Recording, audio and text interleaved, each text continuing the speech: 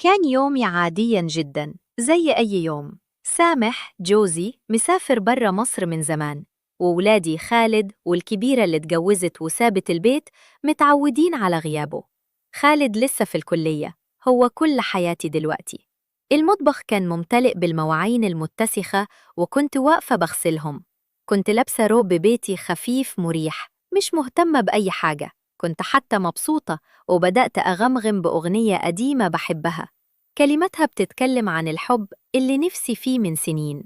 بدأت أخفف حركتي مع اللحن، أهز كتفي وأنا ماسكة الطاسة، عمالة أرقص على راحتي وأنا مش حاسة بنفسي. فجأة بلف وألاقي علي واقف في مدخل المطبخ. علي ده صاحب خالد الأقرب، شاب عشريني وسيم خلوق وظروفه صعبة زينا. أبوه مسافر برضه وأمه متجوزة راجل تاني، فسايباه يعيش لوحده.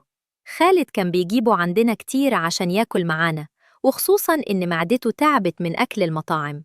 المهم، علي كان واقف هناك وباين عليه إنه واقف من فترة، مش عارف يروح الحمام من كتر الاندماج مع الأغنية اللي كنت بغنيها.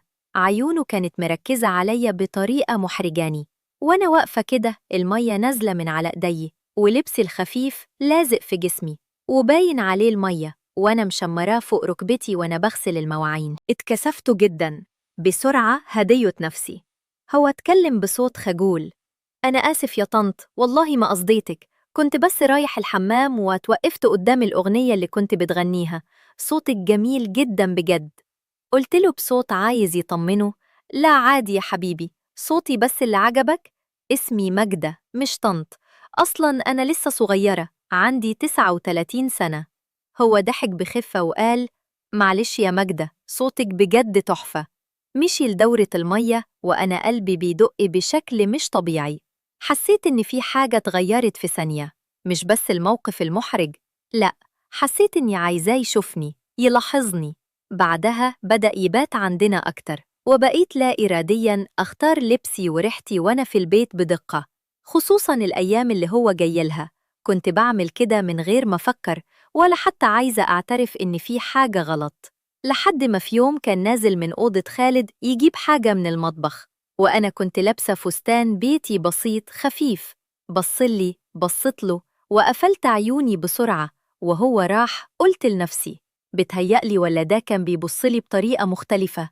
طب لو ده حقيقي، ده حرام عليا يا بت. لكن المشاعر اللي حرمت منها سنين كانت بتقرقر جوايا. المشكلة إن اللي حصل بعد كده كان فوق ما كنت أتخيل. الموقف ده كان مجرد بداية لحاجة أنا كنت خايفة أحلم بيها، لكن اللي حصل بعدين وأنا في المطبع تاني ولابسة راحتي حوالين بعضنا لوحدنا كان هو نقطة اللا عودة اللي قلبت حياتي رأساً على عقب. بعد الموقف اللي حصل في المطبخ بحوالي أسبوع، الظروف ساعدت إننا نكون لوحدنا في البيت. خالد كان نازل يجري مشوار لعمته اللي تعبانة، وقال لي: هتأخر ساعتين بكتير يا ماما، علي هيفضل هنا يذاكر، عينك عليه عشان ما تنساش تعمله حاجة ياكلها، هو مش بياكل بره كويس. وطلع. قلبي بدأ يدق بسرعة. حسيت إن دي الفرصة اللي كنت بفكر فيها ومش عايزة أعترف بيها. دخلت أوضتي، وقفت قدام المراية مدة أطول من اللازم. لبست أحلى روب نوم كنت شارياه من فترة وفاضل في علبته. حطيت البرفان الغالي اللي بحبه وعدلت شعري. طلعت له على أوضة السفرة اللي بيدرس فيها. كان قاعد على الأرض حواليه كتبه مركز. من ريحة البرفان رفع عينه وبصلي. بص بصوت واطي وهو قايم يقف. أهلا يا مجدة، قلت له وأنا قاعدة جنبه على الكنبة. محتاج حاجة يا علي؟ شاي ولا حاجة تاكلها؟ عيونه كانت بتاكل في وشي وفي جسمي من فوق لتحت. باين عليه محتار ومتوتر. قال: لا شكراً، أنا خلصت خلاص. حسيت بالجرأة. نزلت من على الكنبة وقعدت على الأرض جنبه، قريب منه. قلت له بصوت واطي: أكيد مش مستعجل على خالد، لسه قدامنا وقت. لقيت إيده بترتعش وأنا لمست إيده. حطيت إيدي على وشه وقربت منه. كان الموقف غريب. أنا قد أمه، لكن في اللحظة دي ما كانتش أم حد، كنت بس ست حرمت من المشاعر. قابلته على خده وهو زي الوحش اللي انفك من سلسلة. ضمني بقوة مش طبيعية. حسيت إنه كان محتاج الحنية دي، أدي بالظبط. إيديه بتحسس بكل حاجة فيا، وأنا كنت حاسة إن عمري ما حسيت بالدفى ده قبل كده. كل حاجة اتعملت بسرعة وانفعال، كان أحلى وقت عشته في حياتي. بعدها فضلنا ساكتين لحظات. هو كان خايف يتكلم، وأنا خايفة أصدق اللي حصل. علي كان أول من اتكلم. أنا آسف لو كنت اندفعت. مسكت إيده وقلت له: أنا مش آسفة ولا حاجة، أنا مبسوطة. ابتسم وقال لي: أنا كمان. ساعتها بس تذكرت خالد هيجي بعد ساعتين. قمت بسرعة، رحت لدش عشان أرجع لنفسي قبل ما يرجع. فضلت على طول كده نستغل أي فرصة نتجمع فيها لوحدنا. في فترات مذاكرتهم، لو خالد نزل يشتري حاجة، لو كان في الحمام، كنا ناخد دقايق معدودة نتشاركها. وفي عيون علي كنت بشوف الحب والعشق اللي حلمت بيه سنين، لكن في عيوني كنت بشوف خوفي على خالد وإني بخونه كل ثانية. حياتي بقت جنة مؤقتة في انتظار الزلزال اللي كان هيخلي كل حاجة تنهار. الخوف الأكبر كان إن حد يكتشف سعادتي المحرمة، لكن القدر كان ليه ترتيب تاني أسوأ من أي تصور. استمرت علاقتنا السرية أنا وعلي كده فترة. كنا بنسرق لحظاتنا في البيت وتحت عين خالد من غير ما يحس. كانت أجمل وأخطر فترة في حياتي.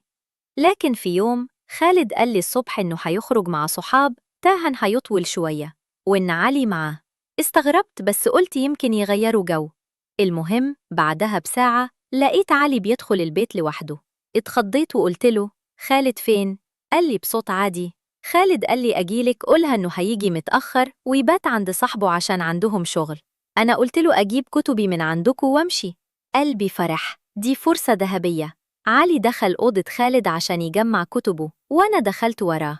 قفلت الباب. فضلنا ساكتين، بس النظرات كانت بتقول كل حاجة. بدأنا نتقرب من بعض، وفي ثواني كنا في عالم تاني بننسى فيه كل حاجة.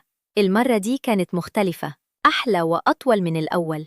كل ثانية فيها كانت بتاعتنا. حسيت إني بعيش الحب الحقيقي للمرة الأولى، وإني مش عايزة أكتر من كده. لحد ما خلصنا وعلي دخل الحمام، وأنا كنت لسه على السرير لابسة الروب بتاعي. فجأة الباب اتفتح من غيره مفتاح. لقيت خالد واقف في الشباك، واقف متحجر مش مصدق عيونه. بص الأول حاجة على أوضة أخوه اللي كانت مغلقة، بص ليا وأنا شعري وحش وهدومي مش مظبوطة، بص لهدوم عالية على الأرض. سمع كل حاجة، شاف كل حاجة. عيونه كانت مليانة صدمة، جرح، وإحساس بالخيانة مش طبيعي. أنا جريت عليه: خالد اسمعني، أنا ممكن أشرح لك. ما قدرتش أكمل. هو بص لي بص أي قسوة، وقال بصوت مبحوح: اشرحي إيه يا ماما؟ انتي عملتي إيه في البيت بتاعنا مع صاحبي؟ وبص لعلي اللي طلع من الحمام ووشه اصفر. قال لعلي بصوت واطي ومهدد: انت كمان يا صاحبي؟ يا خويا؟ علي حاول يتكلم: خالد والله. خالد قاطعه: اسكت، انت مش أخويا، انت ولا هي. وطلع من الباب وزق الباب جامد. سمعنا صوت جري نازل السلم. فضلت مكاني مش قادرة أتحرك. علي لبس هدومه بسرعة، بصلي بص حيرة وخوف وقال: أنا آسف أنا آسف، هروح وراه. وطلع. قعدت في أوضتي لوحدي، قاعدة على السرير بحاول أستوعب اللي حصل. بعد ساعات علي رجع، قال لي بصوت متعب: مشيت وراه كتير، مشي، معرفش راح فين. من يومها خالد مرجعش البيت غير بعد يومين.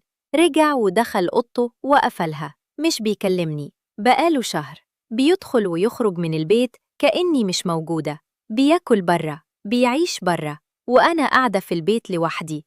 قلبي بيوجعني من الخوف عليه والندم. الدنيا بقت سودة في وشي. خالد مش بيكلمني وعايش في صدمة. كل يوم بفكر: هل هياخد حقه بإيده؟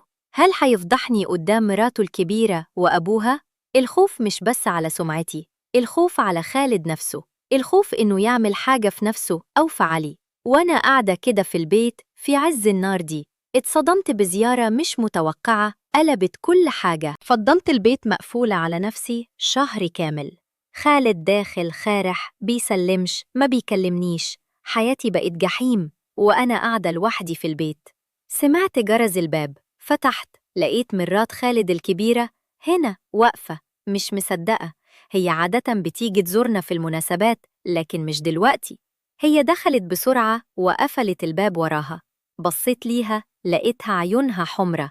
قالت لي بصوت واطي ومكسور: طمنيني على خالد. عينيها كانت بتفصل في وشي. قالت: أنا عارفة كل حاجة يا ماجدة. اتخضيت، نفسي انقبض. قلت لها بصوت مهزوز: إيه اللي انتي عارفاه؟ هنا مسكت إيدي وقعدتني على الكنبة. قالت لي: أنا جاية أتكلم معاكي مش عشان أحكم عليكي. خالد أخويا الصغير وأنا عارفة إنه متألم. علي راح له، اعترف له بكل حاجة. هو ندمان ومش عارف يرجع البيت. وأنا جيتلك عشان أفهم من طرفك إيه اللي حصل. مش ممكن يكون من غير سبب. بصت لها وأنا مش قادرة أتكلم. الدموع نزلت من عيني.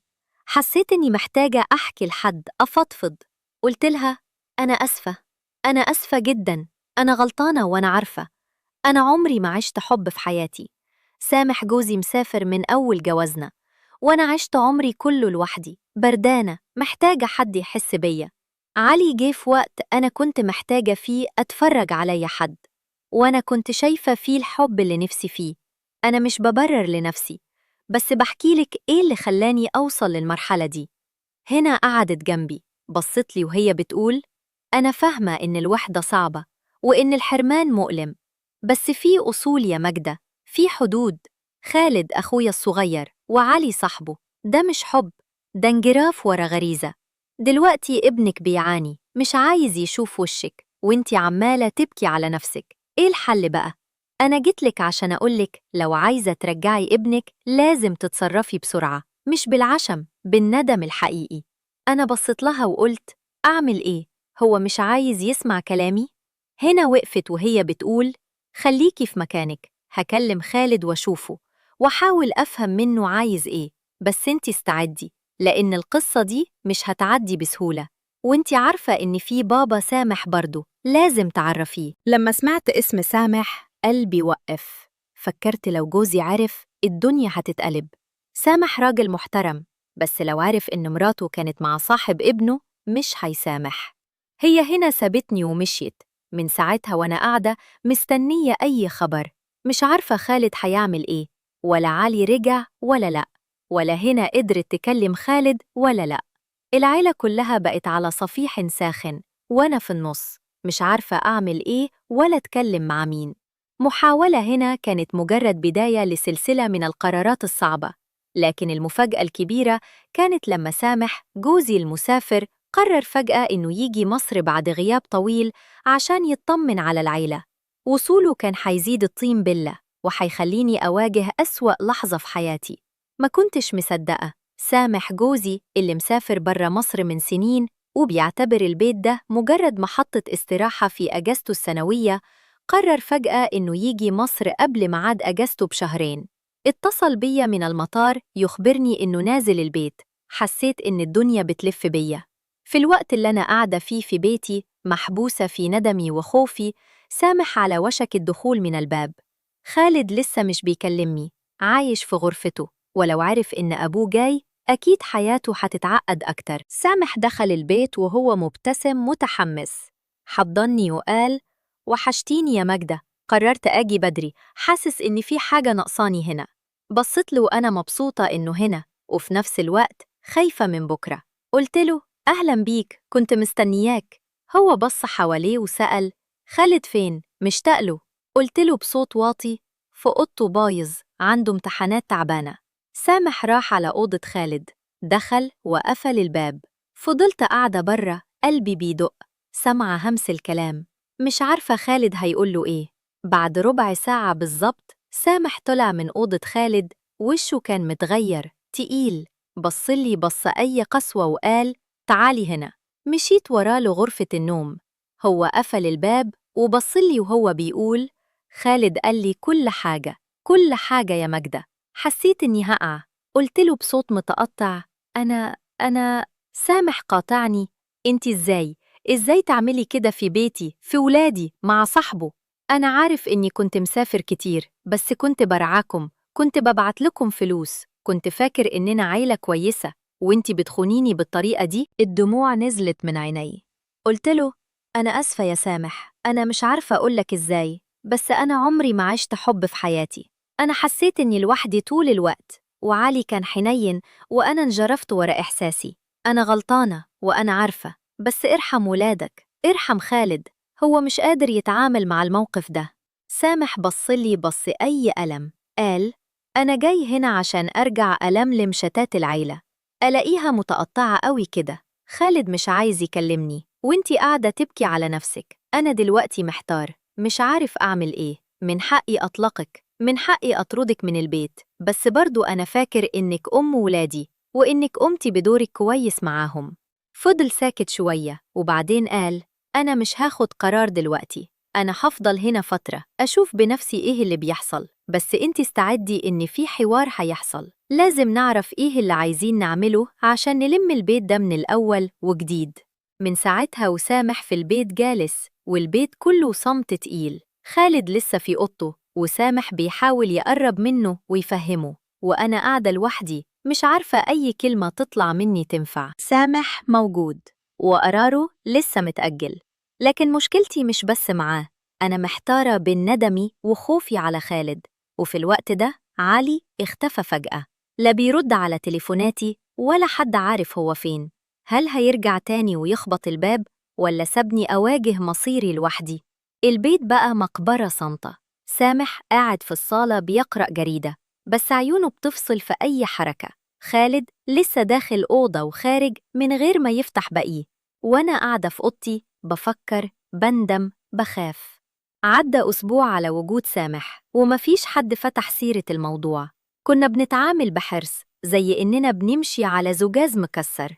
المرة دي سامح دق على باب أوضتي، دخل، قعد على السرير، بصلي وقال: ماجدة، أنا كلمت خالد النهاردة. خالد وافق إنه يحضر جلسة عائلية هنا دلوقتي عشان نحل الموضوع. اتفاجأت، قلت له: أنا موافقة، بس خايفة من رد فعله.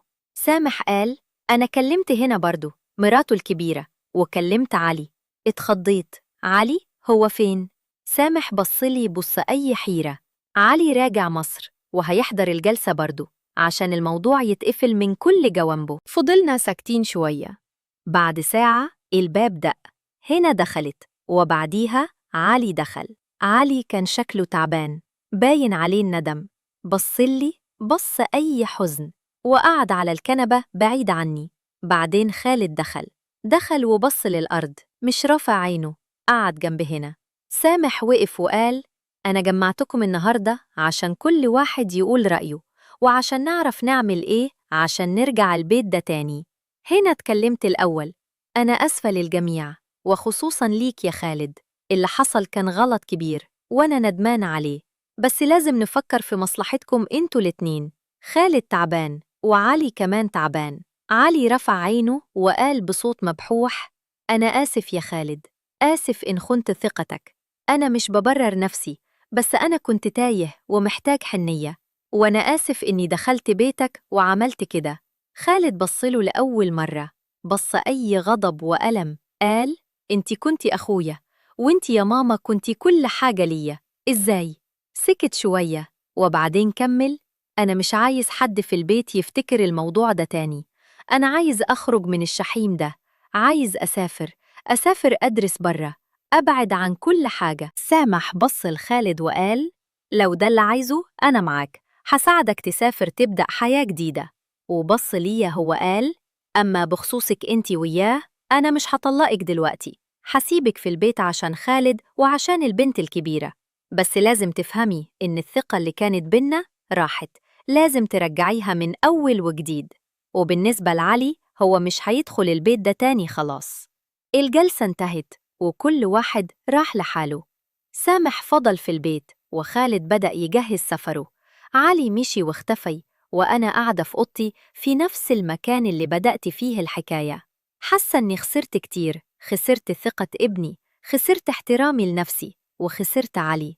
بس في نفس الوقت حسيت إني أخدت فرصة تانية، فرصة إني سامحني، وإن خالد مش هيكرهني طول العمر. دلوقتي أنا قاعدة بفكر في كل حاجة، في الوحدة اللي كانت سبب المشكلة، وفي الندم اللي هيبقى رفيقي طول العمر. هل أقدر أصلح اللي اتهد؟ هل خالد هيسامحني فعلاً بعد سنين؟ ولا الجرح ده حيفضل طول عمره بينا؟ مش عارفة. كل اللي عارفاه إني قاعدة في نفس المطبخ بغسل المواعين، بس من غير أغاني ومن غير رقص، بس بفكر في كل خطوة جاية. هل سامح فعلا سامحني من قلبه؟ هل سفر خالد حيريحه ولا حيزود جرحه؟ والأهم، هل علي حيقدر يكمل حياته بعد كل ده ولا حيفضل مربوط بذكريات الماضي؟ البيت دلوقتي ساكت، بس المشاعر جواه بتنفجر. الحكاية دي مش مجرد نهاية، دي بداية لمعركة جديدة، معركة إصلاح الذات ولملمة العيلة. وأنا محتارة، هل أنا قد المسؤولية دي ولا لأ؟